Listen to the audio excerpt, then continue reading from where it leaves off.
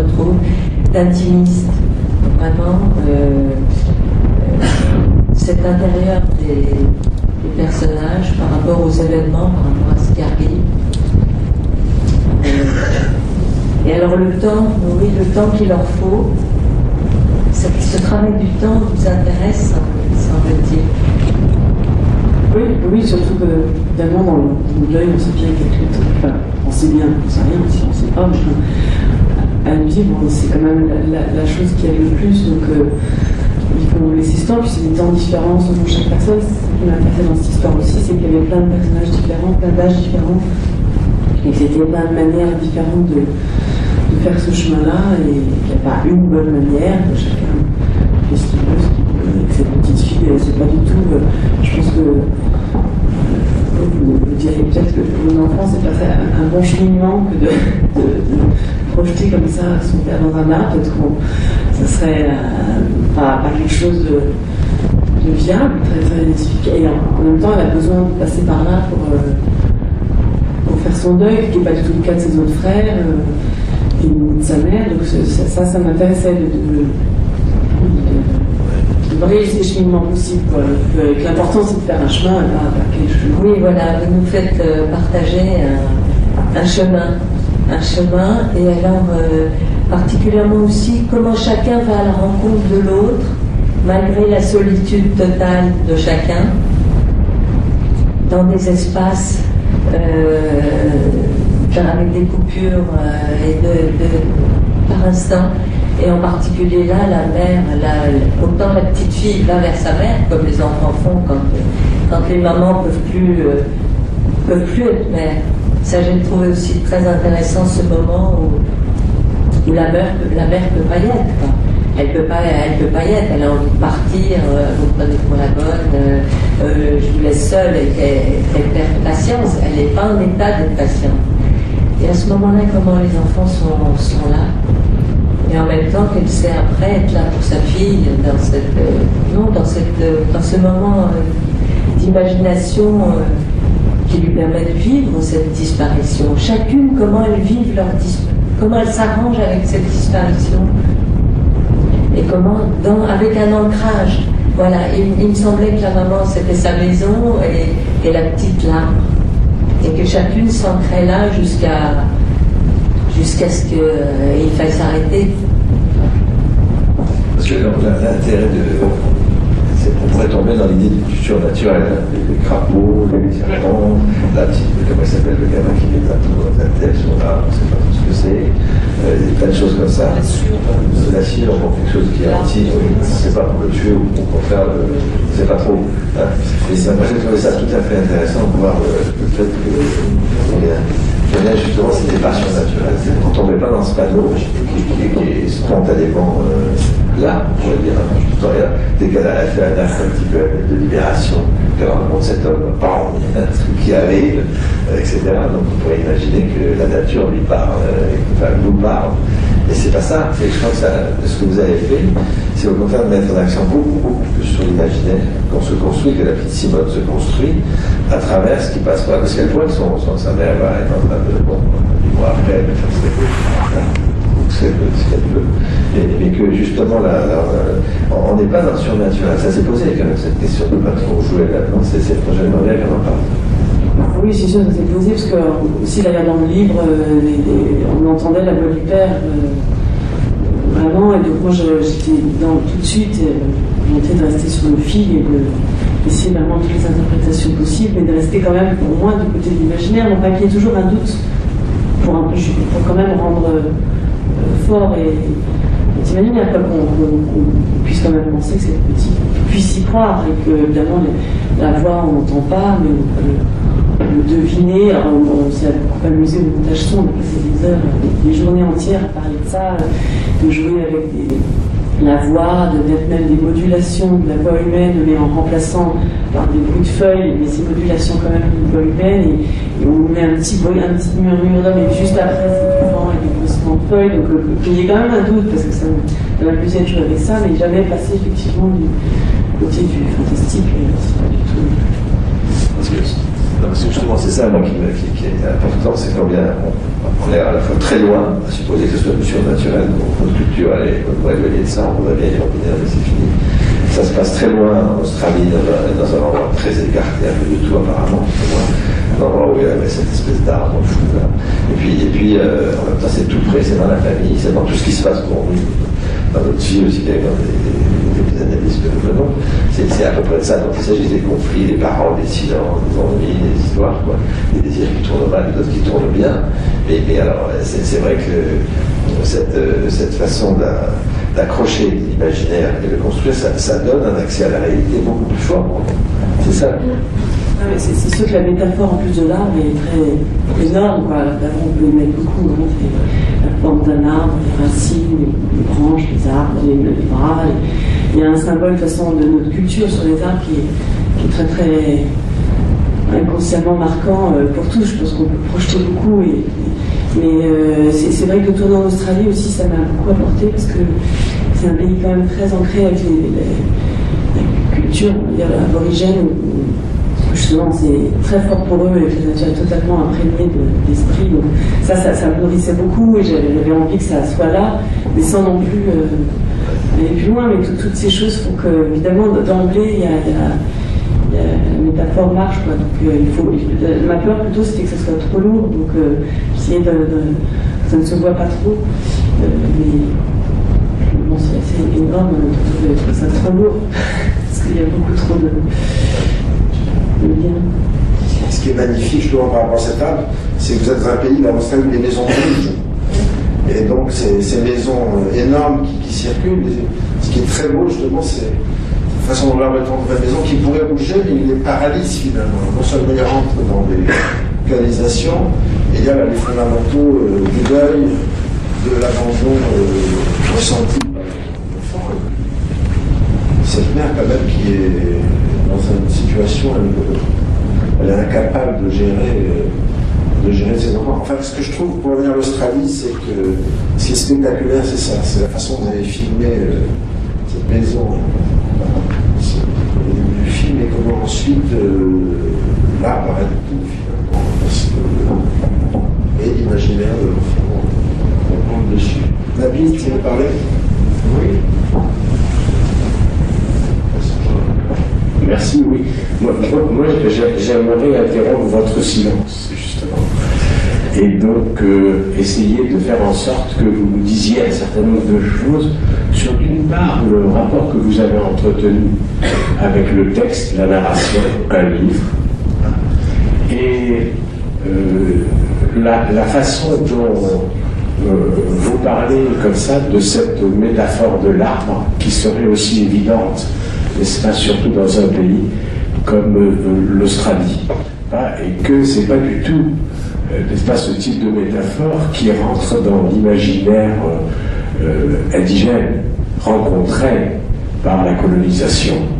Et je me suis demandé s'il n'y avait pas quelque chose qui touchait au rapport précisément que ce qu'on appelle les aborigènes, et qui ont d'autres noms, et qui est le peuple des rêveurs initiaux, et qui précisément n'ont jamais eu de maison. C'est pas leur préoccupation de devenir propriétaires de la terre comme nous le sommes, nous, n'est-ce pas? Nous sommes des gens qui voulons nous approprier des terres, construire des maisons, n'est-ce pas? Et je me demandais s'il n'y avait pas ce rapport, n'est-ce pas, de violence critique, à un point où les civilisations anciennes dont on parle si mal au niveau des ministères de l'Intérieur, n'est-ce pas, viennent dire quelque chose d'autre à la civilisation qui les a en quelque sorte envahis et qui nous envahit actuellement. Et que se passer dès le départ, n'est-ce pas, sur cette fonction, disons, difficile, souvent du côté de l'inconscient incomprise, c'est celle du Père, précisément.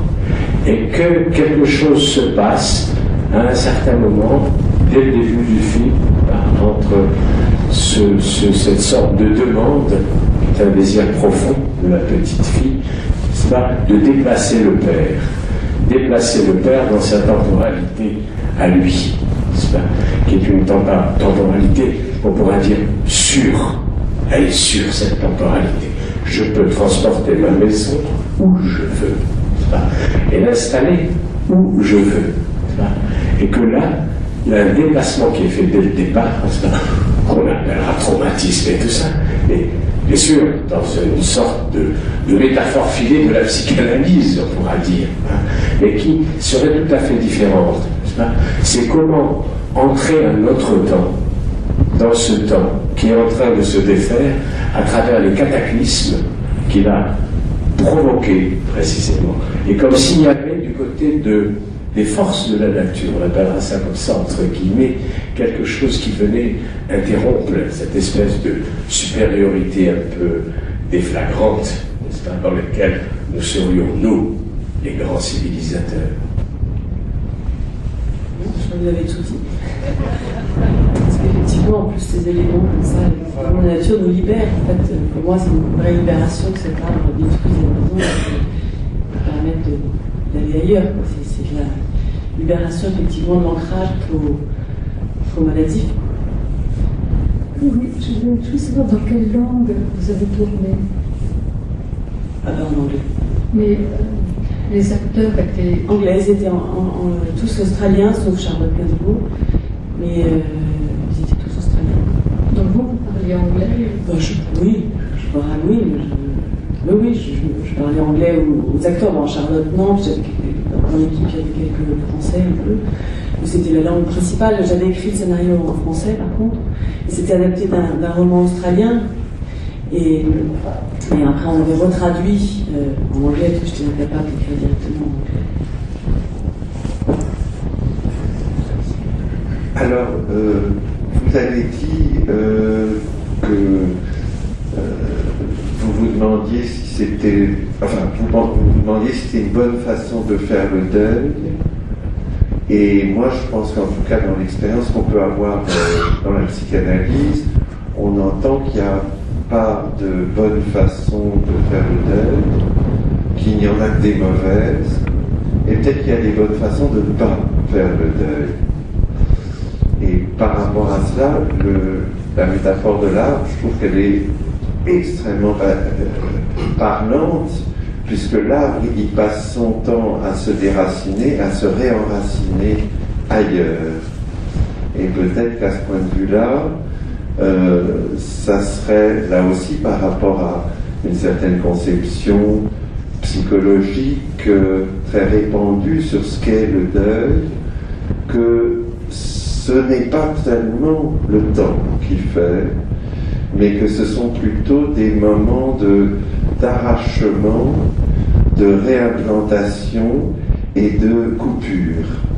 Et c'est un film qui est extraordinairement dans un contraste que je trouve très puissant pour la sensualité qu'il s'en dégage, entre des moments où la cruauté, où l'animalité, où la blessure est très présente, et puis d'autres moments, grâce à ces paysages, ces lumières, ces couleurs et ces images que vous avez su fabriquer, amènent un énorme apaisement.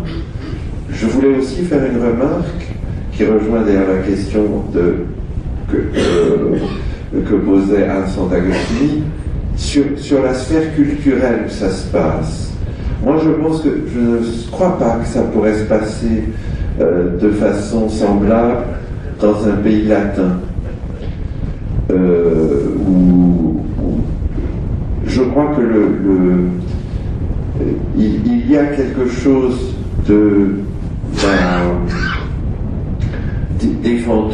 des fantômes anglo-saxons ou irlandais qui est là.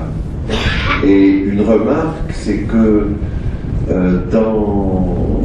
il m'est arrivé de recevoir une personne qui souffrait d'une toxicomanie très très grave, avec plein de produits extrêmement dangereux. Les seuls moments où elle pouvait cesser de prendre ces produits, c'était en Australie. Et je me disais que dans le film, on voit quelque chose de ça, que c'est un pays où les gens circulent, les maisons roulent, les petits jobs se trouvent, se quittent. C'est un pays où la non-dépendance à la maison fixe est une vraie réalité. Or, on dit que la toxicomanie, c'est une façon de lutter contre une première dépendance par une autre dépendance. Peut-être ça aurait à voir avec cela. Oui, je crois que c'est un pays où la nature nous dépasse tellement, elle est tellement immense et on est tellement petit à côté d'elle que ça, je pense que ça c'est un effet, je ne sais pas si c'est un effet très très... Enfin moi qui m'a totalement bouleversée là-bas. C'est pas du tout un pays que je fantasmais spécialement, j'en étais tournée parce que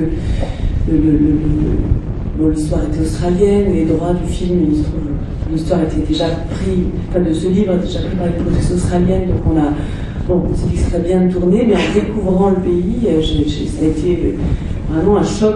Évidemment que cette histoire ne peut se passer que là-bas, parce que évidemment les arbres sont immenses, mais les tempêtes, les incendies, tout ça sont tellement...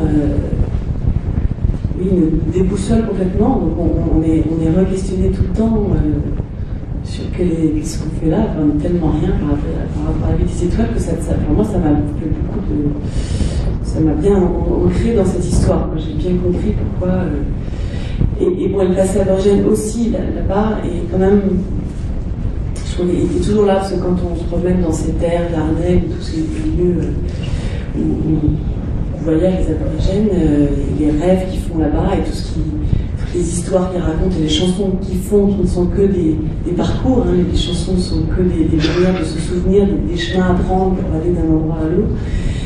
C'est effectivement que du mouvement tout le temps, pour aussi fuir les grosses chaleurs ou les endroits difficiles. Enfin, on est comme ça, on revient à une itinérance qui effectivement fait moins dépendant des petites choses, quoi. On est tellement dépendant de choses qui nous dépassent qu'on n'est plus libre.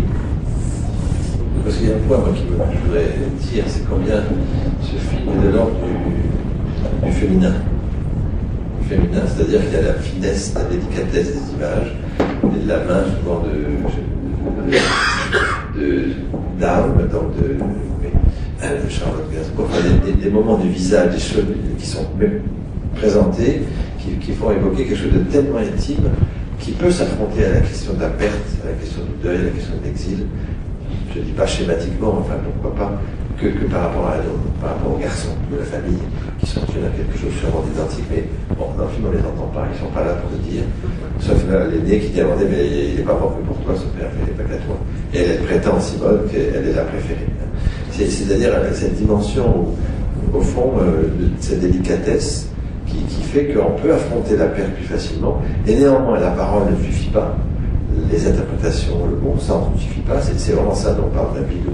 Effectivement, je crois qu'il y a quelque chose de cet ordre-là, hein, ce que Michel Dessalles évoque, c'est que le sens là-dedans, quelque part, il ne peut pas prendre forme, et heureusement, parce que le réel est trop fort, et qu'il faut un coup de réel encore plus fort, c'est-à-dire la tornade, pour que ça puisse enfin envisager une séparation. Jusqu'alors, c'est ou fusion ou rupture, mais pas séparation.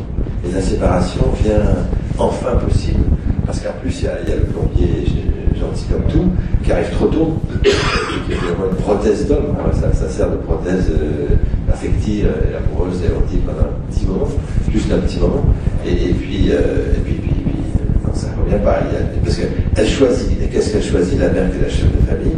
Elle choisit, en fin de compte, comme une mère féminine, le trauma comme lien qui unit la famille. Si la famille était unie par le père est mort, c'est le trauma par la mort du père qui remplace le père, disons schématiquement, on appelle ça le du père, bref, ça tient ensemble le trauma, elle choisit de continuer de vivre le trauma un petit peu plus longtemps avec, et que de faire une sorte de Simone qui peut-être se serait jeté ou pas. Il n'y a pas le bon sens qui puisse triompher de couper cette arme.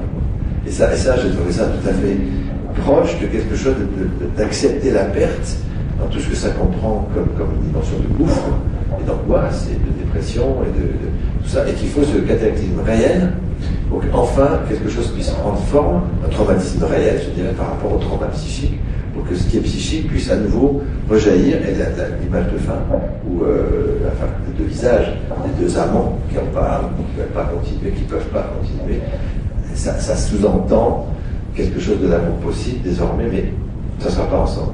Et c'est bien, encore une fois la perte.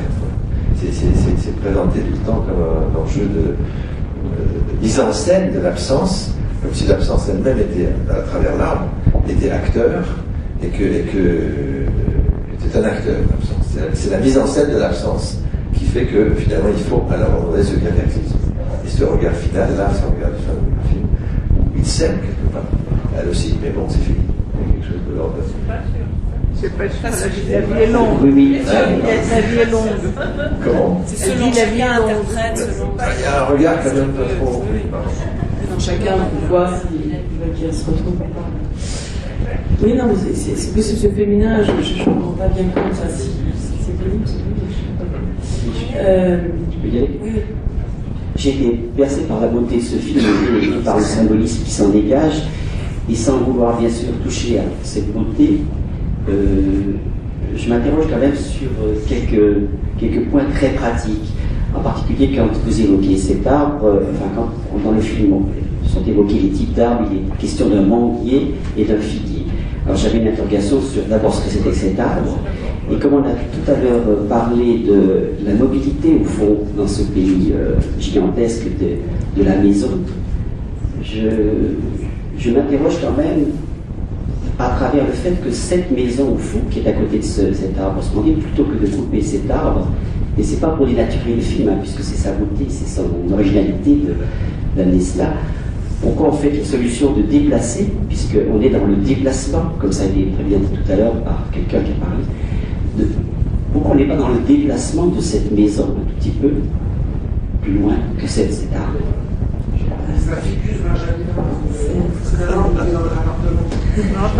Oui, c'est un figuier. Pour répondre à la première question, c'est la famille des figuiers. Mais bon, c'est évidemment rien à voir avec le figuier. Voilà, c'est la famille des grands ficus. Figuiers. Et le manguier, c'est chez la voisine d'en face. Mais pourquoi ne pas déplacer cette maison? Ils ne l'ont justement pas fait, quoi. Donc, ils ne l'ont pas fait à temps. Et il n'était pas question pour eux d'enlever ces maisons, parce qu'ils voulaient être toujours proches de cet arbre. Alors, toujours plus proches, quoi. Voilà, bon, ils auraient pu effectivement la déplacer. Mais je voulais juste, quand vous parliez d'exil tout à l'heure et justement de mouvement, ça me fait penser à une chose que j'ai vraiment ressenti, pas en écrivant le film, mais en préparant, parce qu'au départ, la famille devait être totalement australienne, donc l'actrice de la mère devait être australienne. A priori, je voulais quand même qu'il y ait un Français dans l'histoire, donc c'était Georges qui devait être un immigré français. Et puis bon, pour plein de raisons, de ne pas avoir vraiment trouvé la comédienne qu'on voulait là-bas.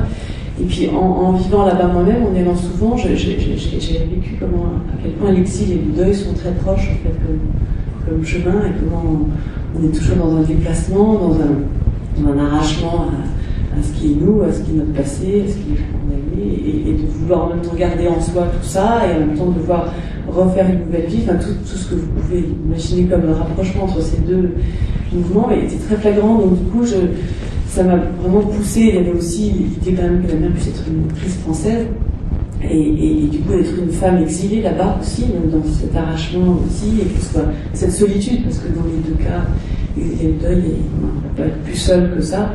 Et donc voilà, c'était une des raisons aussi pour lesquelles elle était française, dans l'histoire française-anglaise, voilà. Et que tous ces... pour franchir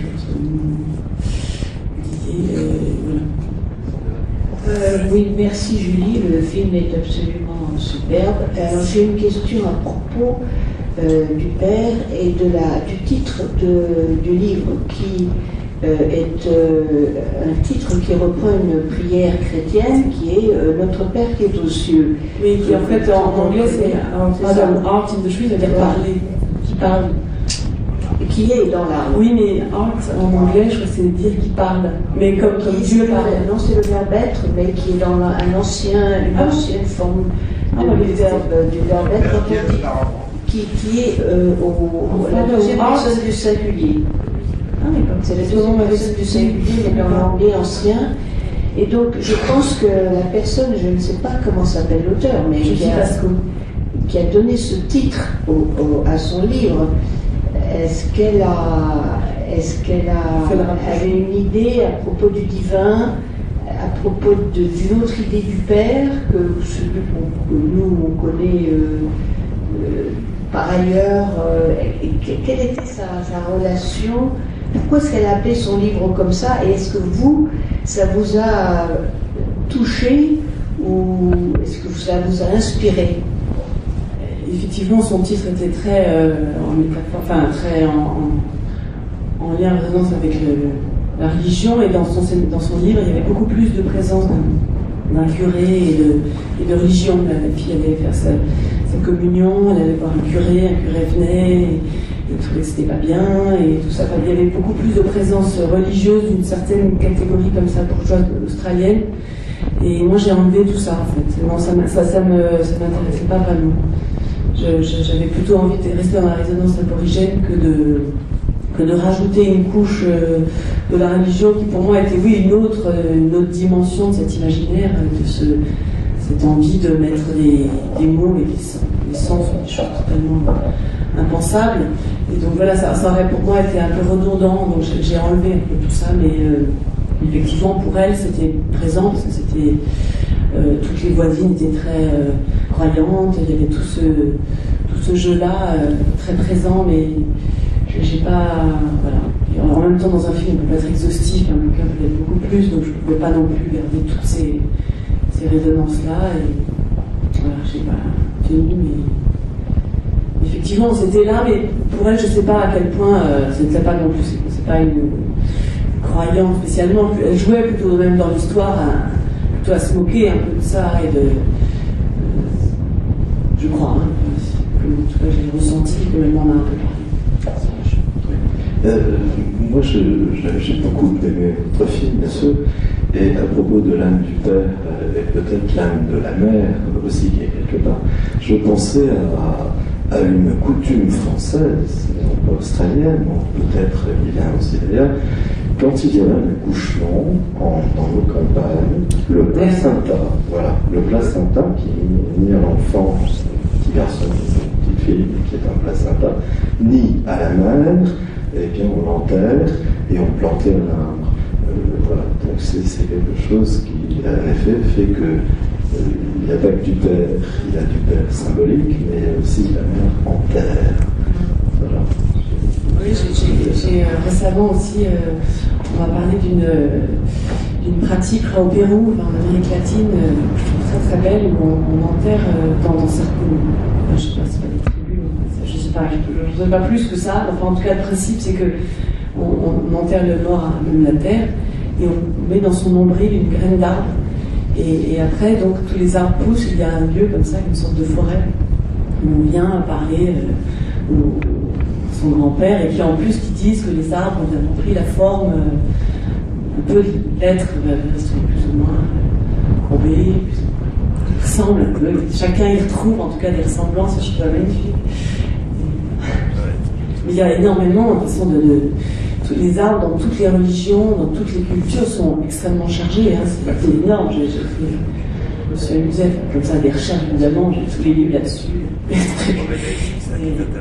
Enfin, ce qui est intéressant, c'est combien on est ramené à regretter quelque chose de cette dame nature qui serait tellement jouissante et jouisseuse et procurerait de la jouissance et du savoir, alors que nous, on est amené à sans arrêt dans notre civilisation à l'écouter peut-être des arbres, mais un peu aussi ce sens-là, c'est-à-dire à être dans un...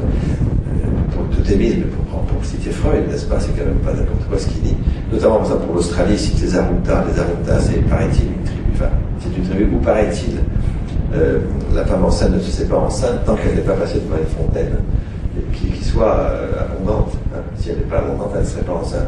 Elle peut l'être, mais alors ça doit faire un drame. Il décrit énormément de choses de cette sorte, c'est-à-dire qu'au niveau de la naissance ou de la mort, il y a des enjeux symboliques forts.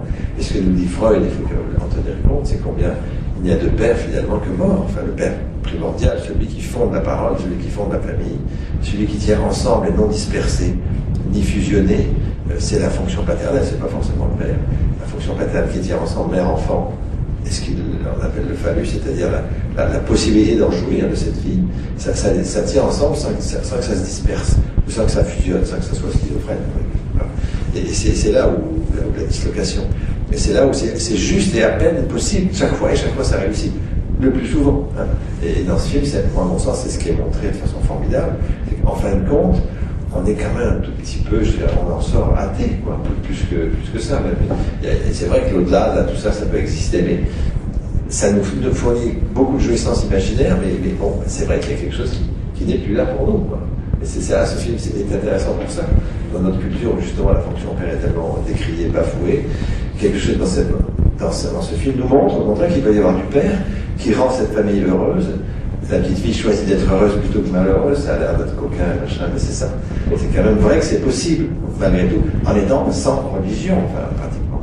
Sans rapport à de la religion. On a peut-être du texte religieux qu'on peut lire et qu'on peut pratiquer, mais c'est pas pour autant de la religion. Je crois que là, les anthropologues peuvent nous aider pour nous sortir, quelque part, d'une certaine idolâtrie de la nature, à laquelle on a toujours envie de retourner, mais bon, mais ça, je crois que c'est ça, le dit.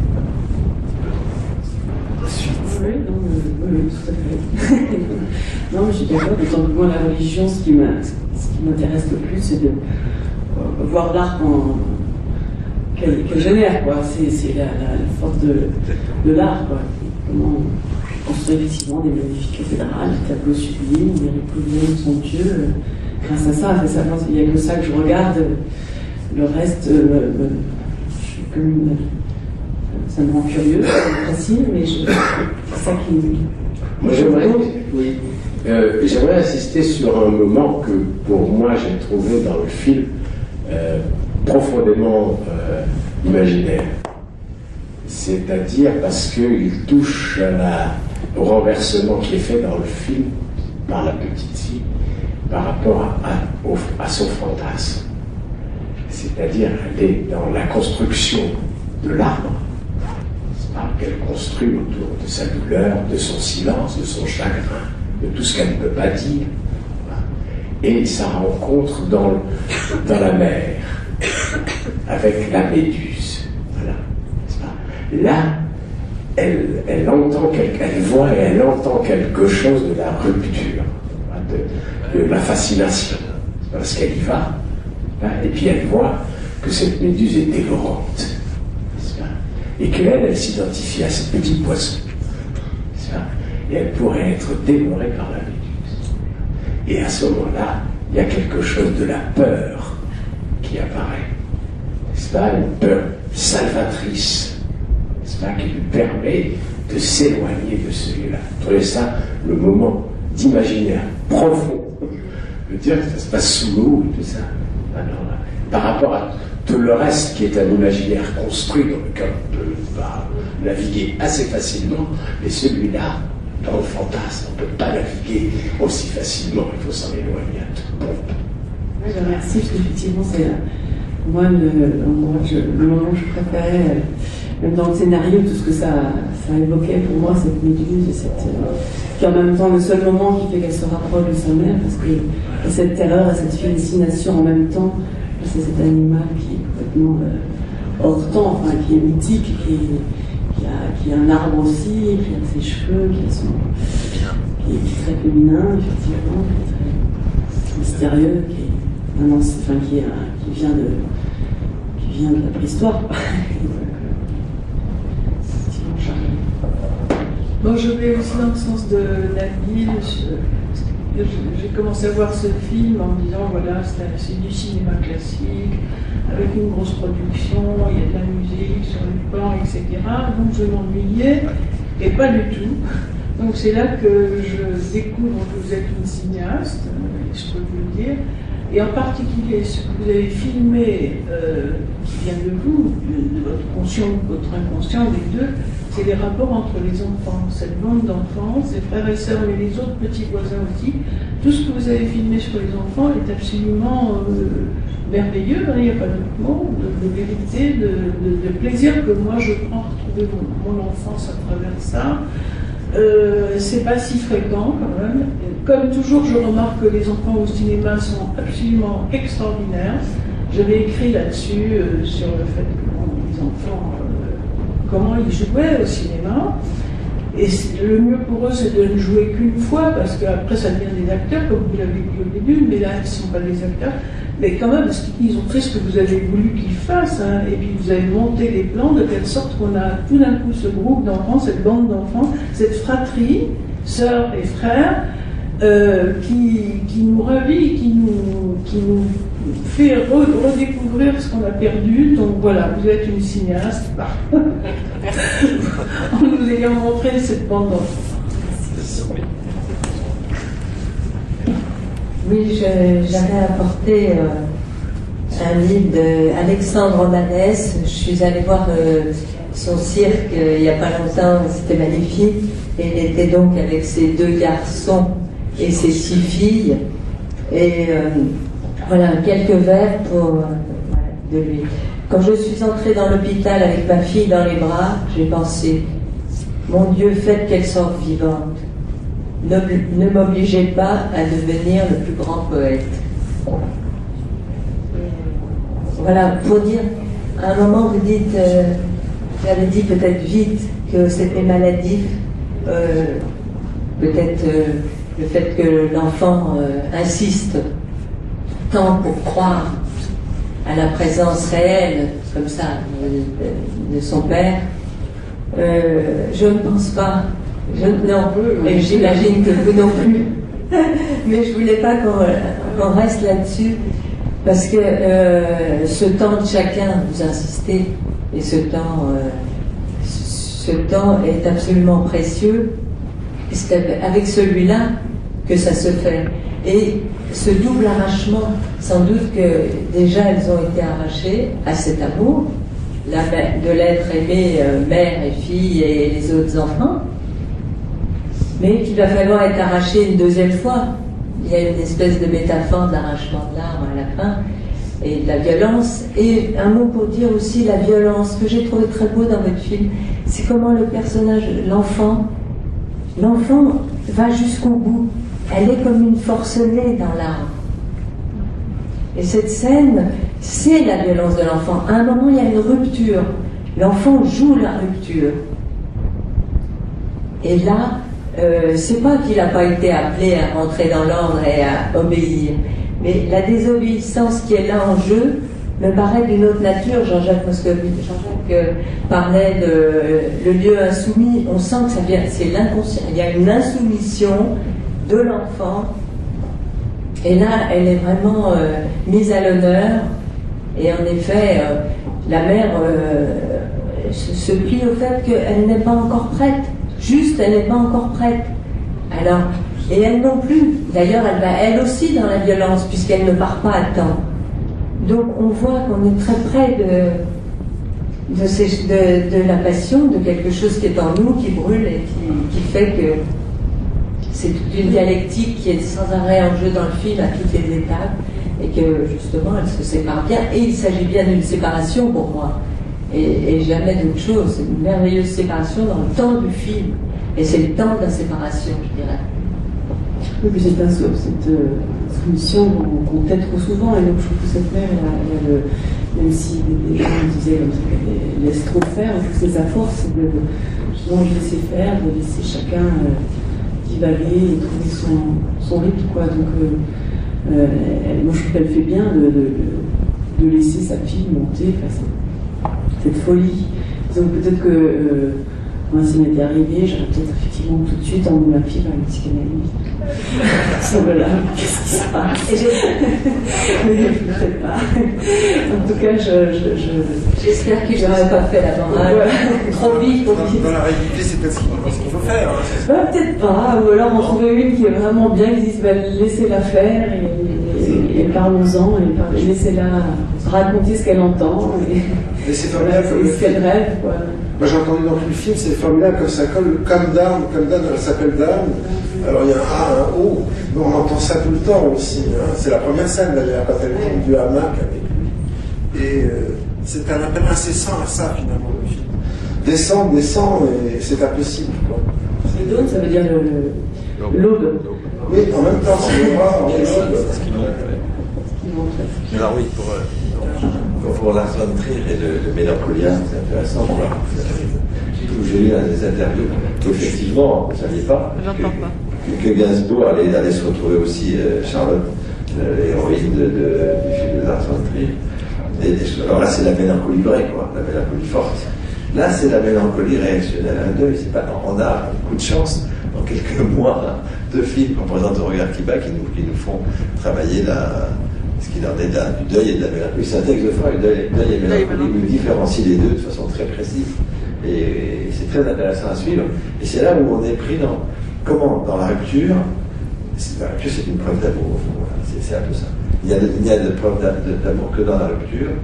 En voyant Donova aussi, on a eu cette idée-là. Moi, j'ai eu cette idée que c'est bien la rupture qui nous met au travail de qu'est-ce qu'on veut, qu'est-ce que c'est que ce désir, qu'est-ce qu'il en est, ce que dit Barbara. C'est tout à fait dans cet ordre des choses. Et comment on arrive à le surmonter. Alors, au lieu d'aller voir un psychanalyste, vous avez fait un film. Je ne sais pas si c'est pour nos enfants, mais ça ressemble à ça. Merci.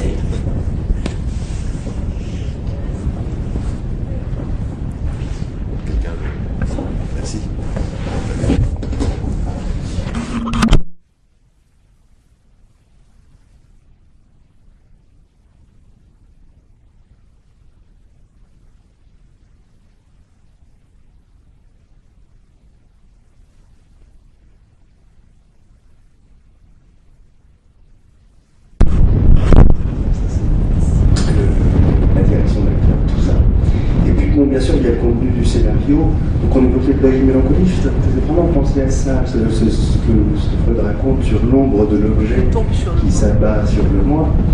Et cet arbre, quand même, il représente un petit peu l'ombre de l'objet, il va tomber quand même. Et l'arbre, il ne va pas être remplacé, il va être comme ça, l'ombre de l'objet qui s'abat sur le moi, sauf. Et ça, cette nuance, elle est fabuleuse, c'est que l'ombre de cet objet, c'est-à-dire l'arbre, il est vivant. Ça, quand même, c'est un truc très particulier, c'est qu'il vit, et bien sûr, à sa façon, la vie luttant contre la vie. C'est pour ça que ce personnage de Georges qui intervient beaucoup, c'est au fond les autres objets d'investissement qui se manifestent comme ça en permanence, un peu pour lutter contre l'ombre de l'objet, justement. Et j'allais réagir tout à l'heure parce que je trouve que l'image de la Méduse, elle est extraordinaire, puisque l'image de la Méduse, au fond, je dirais, c'est la folie. C'est-à-dire, c'est ce qui pétrifie. On connaît la métaphore de Francis Pache, de Persée, avec son bouclier pour s'en défendre. Là, c'est la folie, effectivement, qui pourrait apparaître, qui est à fuir à toutes jambes, absolument. Et l'arbre, lui, par contre, effectivement, c'est pas la folie, il reste du côté, disons, de l'internel, on pourrait dire, effectivement. C'est pas la folie parce qu'il reste quelque chose qui est plutôt du registre de l'imaginaire que du réel. Au fond, le réel, ce serait la Méduse qui envahit absolument tout, dont on ne peut absolument plus départir. L'arbre, il y a quelque chose quand même qui vit et qui, au fur et à mesure, dont disons, les objets extérieurs vont pouvoir venir quand même un peu attaquer jusqu'au moment où c'est le réel qui vient attaquer l'arbre. Le voisin dit pieuvre, la voisine dit que c'est une pieuvre, cet arbre. La voisine dit que c'est une pieuvre. On n'est pas loin de... quand même là, hein. Oui, la féminité quand même. Elle est quand même là. Et on lui coupe la tête à la Méduse. Et à la Méduse, on lui coupe la tête à la condition d'avoir le bouclier et de la regarder à travers un miroir. C'est-à-dire, si on la voit en face, quand même, on ne peut plus rien faire, on est pétrifié, c'est ça. Alors que l'arbre, il se laisse regarder, toucher. Et puis, une toute petite dernière remarque, parce que vous aviez l'air inquiète sur cet arbre qui serait trop un fantôme ou pas dans le film. Moi, je ne trouve pas du tout. Par contre, ce que je vous disais tout à l'heure, c'est qu'il est extraordinairement vivant, cet arbre dans le film. Par des petits détails, hein, les fourmis, les plans un peu macro, et ça, je trouve que c'est très bien rendu. C'est vrai qu'un arbre, c'est à la fois très vivant et à la fois très immobile. Donc voilà, je voulais surtout vous féliciter, faire ces quelques remarques à propos de Mélancolie, surtout vous féliciter.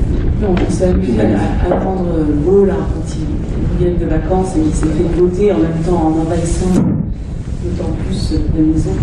Et c'est drôle, Charlotte, c'est qu'elle avait fait aussi Antichrist avant. Donc, ah oui, c'est ça surtout, oui. C'est aussi un bon deuil. Enfin, je vous ai dit, j'ai toujours pas vu le film, je le redoute. Non, mais je trouve que entre Mélancolia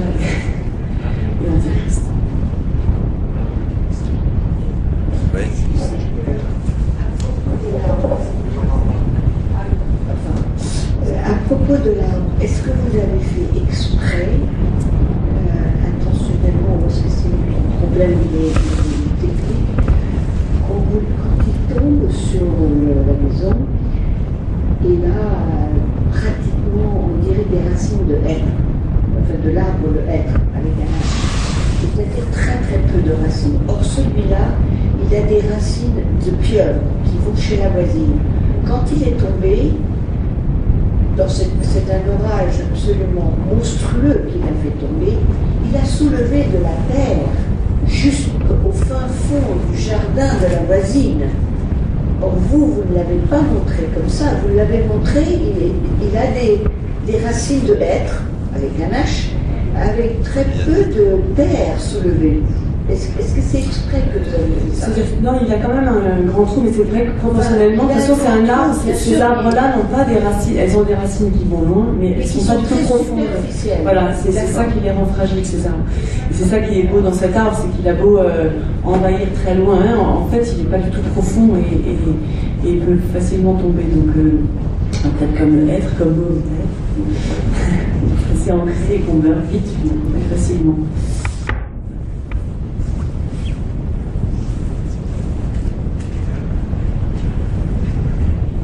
Dans ses racines, la petite fille, effectivement, on retrouve encore la vie de l'arbre, l'air de terre, tout ça, la vie continue. Je me suis aussi, j'imagine que vous avez vu que c'est un petit peu lourd, mais bon, quand le frère replante, l'arbre, ça continue. Ce que je disais, on enlève le H, je crois que ce film donne, c'est comme ça que j'entends le côté du féminin par rapport au temps, et que la petite Simone ramasse pour elle-même ce temps pour la réparer, c'est que ça donne plus d'être. Il y a un plus d'être qui est attendu. Quelque chose de l'ordre, effectivement, du mystère, on peut dire. Pourquoi ça nous charme? Pourquoi ça nous fait cet effet-là? Oui, oui. Qui va dans le lit, et il y a ce poison dedans, et voilà. Parce qu'il pour une dernière chose, qui, par rapport à l'Australie aussi, et tous ces éléments de la nature, ce que je trouvais bien aussi pour ce film, c'est que tous ces éléments, toute la nature est un miroir de nos sentiments. C'est-à-dire qu'on interprète tous ces faits de la nature en leur donnant un sens justement plus ou moins religieux, en trouvant des liens, des symboles, tout ça, et ce n'est que le miroir de nous, pas de notre conscience. Ouais, donc du coup, c'est beau de filmer la nature et de voir comment chacun y voit soi-même, quoi. Chacun y voit sa propre volonté de voir quelque chose. Donc ça me... Je trouve que cet arbre-là, évidemment, est au centre de toute cette famille et chacun y met. Alors le frère Lou, plutôt un côté animiste, où il a un rapport aussi très fusionnel et charnel avec cet arbre, d'une manière totalement différente. Chacun, cet arbre est juste le miroir de chacun. Est-ce qu'au niveau esthétique, parce que chez les indigènes d'Australie, leurs rêves, leurs œuvres d'art sont des points lumineux. Est-ce que pour vous, cette petite fille communique avec cet art que moi, j'ai dans ce que vous faites au niveau des guirlandes de l'art, enfin, qui sont des points lumineux, comme des représentations qui existent et que l'on dit avant. Oui, on est tous dans un poitinisme. Oui, elle différemment, mais disons Lou, elle est plus. Lou est plus dans la. Le frère, il est plus dans une interprétation aborigène de son rapport à cet arbre. Il met de la sûre, il plante un clou, alors chacun voit ce qu'il veut dans ce plantage. Le petit kangourou. Oui, le petit kangourou. Mais ça, c'est. On va vous remercier. Ouais, on va vous remercier.